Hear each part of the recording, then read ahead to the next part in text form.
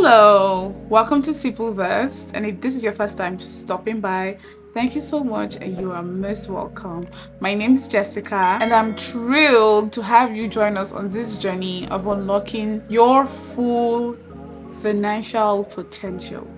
Here at Simpleverse, we are passionate about helping African immigrants like you excel in your career, achieve your financial goals, and of course, most importantly, thrive and succeed in US as an African immigrant.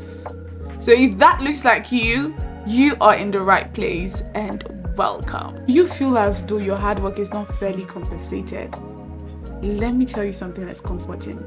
You are definitely not alone. So do you know that a recent study by Indeed reveals that 81% of employees express dissatisfaction with their current pay?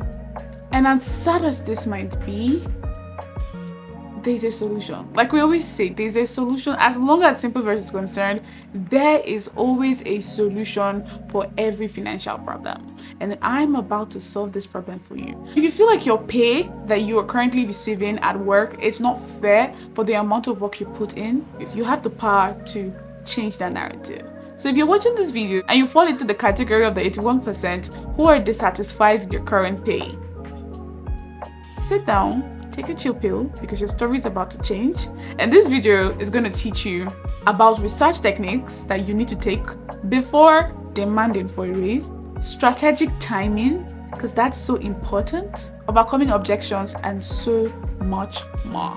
Make sure to watch to the end of this video if you want to learn how to ask for a raise and get it. So make sure you watch the end of this video if you know you want to learn how to demand for an increase in your pay and how to get it. And without further ado, let's dive into a world of salary negotiation and financial empowerment. Do not forget to like, share this video with a colleague or a friend or a family member that you think will find this helpful. And please do not forget to drop your thoughts and what you think in the comment section, because we would definitely want to hear from you. So the first thing you want to do, which is really critical and very important, because I know that when it has to do with negotiating your salary increase, it's going to be very, very emotional. You do not want to find yourself in that place. You do not want to be requesting stuff just because you feel you need to go and dive in and do research. Research is so important because it just gives you a more logical reason to why you're asking for. Honestly, a company is not going to increase or get into a negotiation with you concerning your salary increase just because you think that you work hard and you should earn more. It has to be logical. There have to be reasons to prove that you actually deserve more. And the first thing you want to do, like I said, is dive deep and do that research. Another thing you'd want to consider is company's policy. For example, if you're working with a company and this company has a rules and they have their policies, which of course you signed when you agreed to when you became their employee, and they say that they do not increase your salaries until 2 years of work. Some say 1 year, some say after 6 months, that is when you can request for a raise. So you have to check your company's policy. If your company is saying 1 year after is the minimum that you'd have to wait before you require an increase in salary or you demand an increase in salary, if you're on your 8th month or your 9th month or even your 10th month and you think that you need to negotiate a raise, you are doing the wrong thing, because that is totally against the company's policy. So you don't want to show up looking like a joke, like someone who hasn't done a proper research. So you see the reason why research is very important, just to be sure that you are on the right track. Another thing you need to also consider is your unique contribution. What makes you unique? What is that thing that you do for this company that is probably a little bit above your responsibility? Okay, I know sometimes we want to just stick to the things that we're paid to do, but like, is there anything else that you do that you know that it wasn't really part of the deal and it's not your work description, but you do? Or is there something you have added to the company's value? You bring an idea that generated a big revenue? Did you win a contract? Or just think about the things that the actual tangible value, aside like your day-to-day tasks, like what way have you been in the company's success? Like, what have you done, like tangibly, something you can spell out, something you can note? Once you do that, you see that whether you like it or not, having to go through this research already places you way ahead of anyone who's just going to go and rant and complain about an increase. Now, this is how to do a proper research. When you have all these details, look through it and ask yourself this very sincere question: with all these things that I've put together, do I still need to ask or negotiate for this raise? If your judgment is yes, I still have to go ahead with negotiating, then we are definitely behind you and we're bringing you more tips on how to go about that. So the second thing you need to consider is timing and approach. This is a strategic move. Like, if you can capture this particular one, you're good to go. You need to be sure that the company is in a good place. If your company is going through a financial crisis, then you are aware of it and they're kind of cutting some expenses, that is not even the time to ask for a raise. That's so insensitive and doesn't just put you in a good place. Like, that is like the wrongest time to ask for a salary negotiation. It doesn't cut it at all. Like, it doesn't work. It doesn't work. Do not do that. It is not a nice thing to do. So that timing will be a bad timing, because of course they will tell you no. Like, no one is going to increase your salary or going to even try to negotiate with you if the company is going through a financial crisis. They're just going to drop you and probably find someone else that would even probably do your job for less, because that's where they are at the moment as a company. Another way you can also approach timing is you could also wait, because one thing about being strategic is that you can't be strategic if you're not patient. Strategy and planning has a lot to do with patience and just waiting for the right opportunity. So here's what I'll tell you: if you can also look out for when you're given more responsibilities, like not necessarily a promotion, like more responsibilities have been added to your job. It happens. Like, if you work in the corporate world, you know that sometimes here and there, but then it's like droplet of add-ons that really doesn't concern you, but you do it anyway.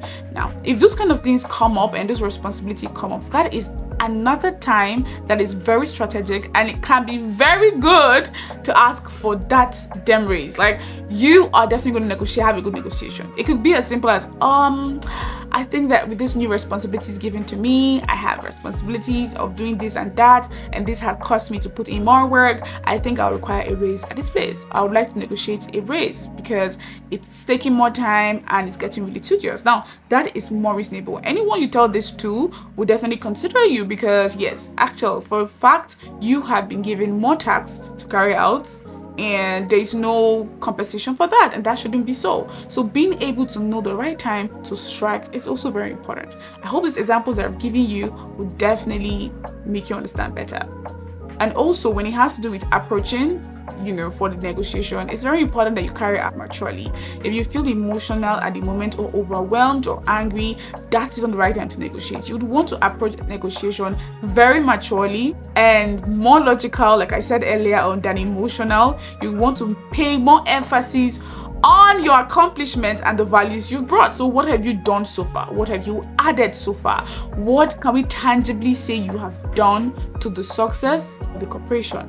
Now, being able to do that and taking that approach already keeps you way ahead of your colleagues who are definitely just throwing tantrums and getting angry at their boss just to get an increase. You wouldn't get that result if you approach it in that manner. So please ensure that you are in the best of moods, you have a stable mood before you approach the matter. It's important that you do it maturely. I hope that part is clear. I think it is. That one is confidence is key.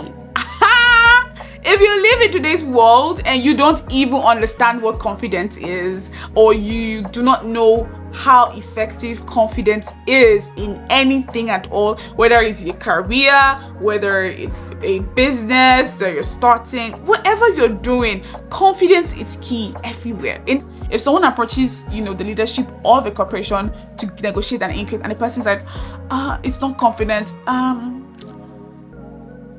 I was wondering if I could talk to you. So yeah, here's the thing. The economy is getting really bad, and the money that I'm being paid is barely enough to even pay my mortgage.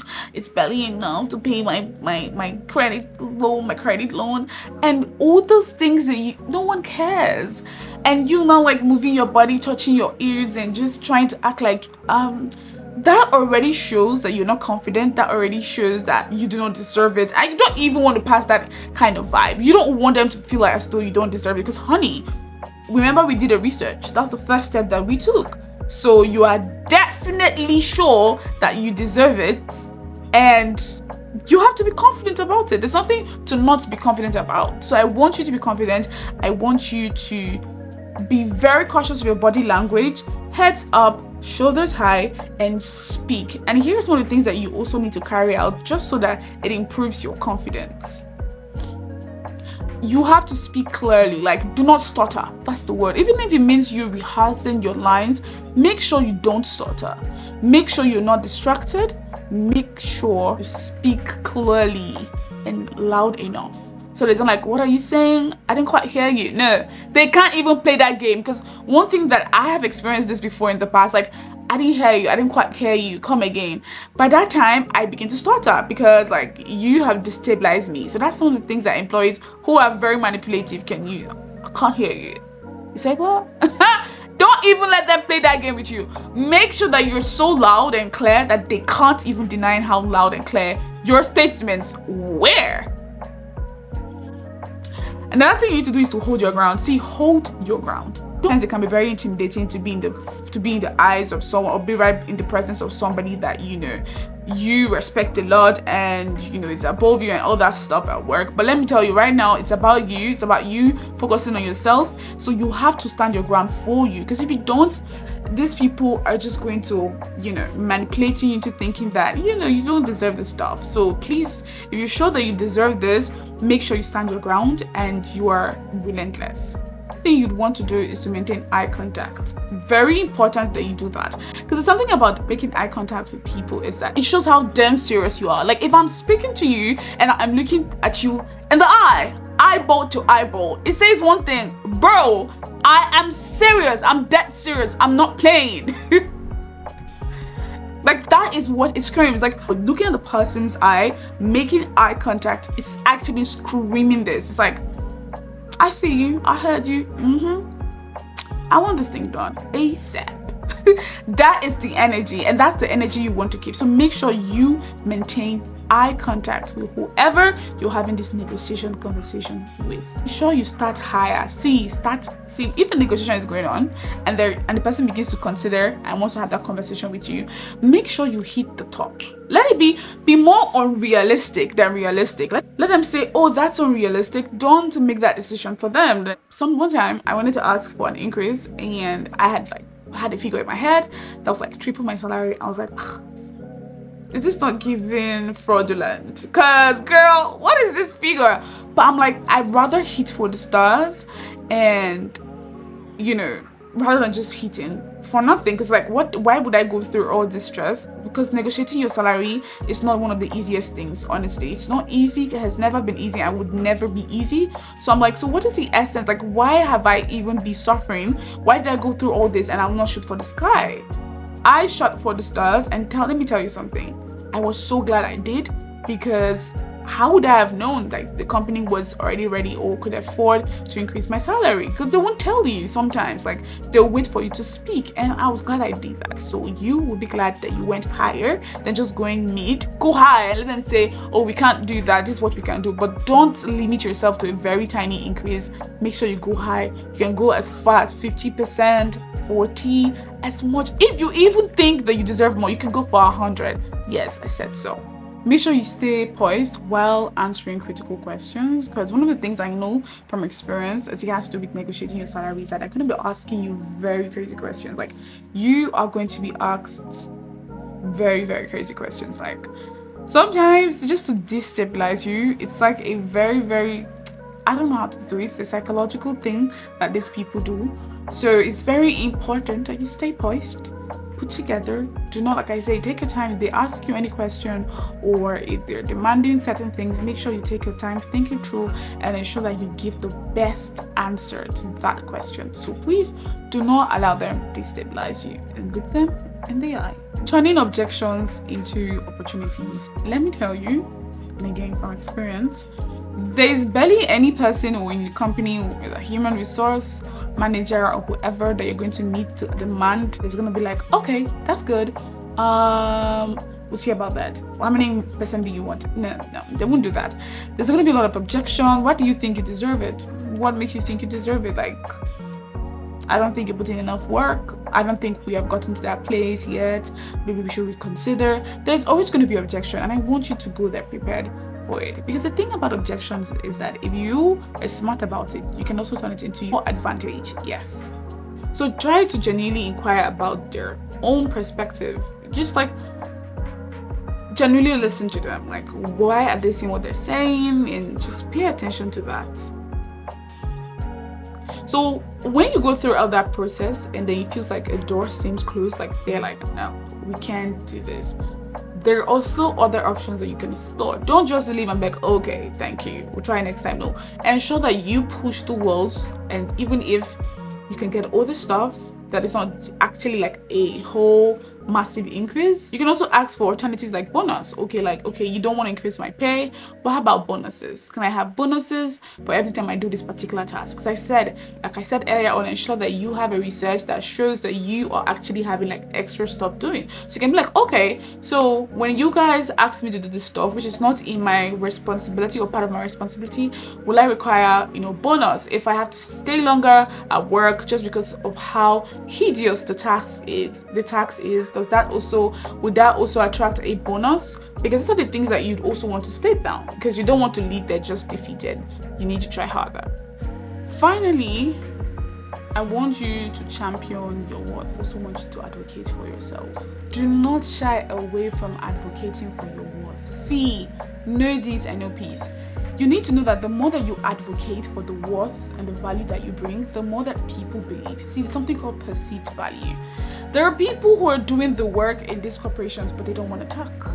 See, if you're not talking, if you're not saying, if you're not stating these things, people are going to act like they're blind. Because in the corporate world, half of them are blind. Like, they pretend to be blind. Like, they're not seeing the work that you do. There's never a time your company is going to be like, oh, we see what you're doing. Very on rare occasions.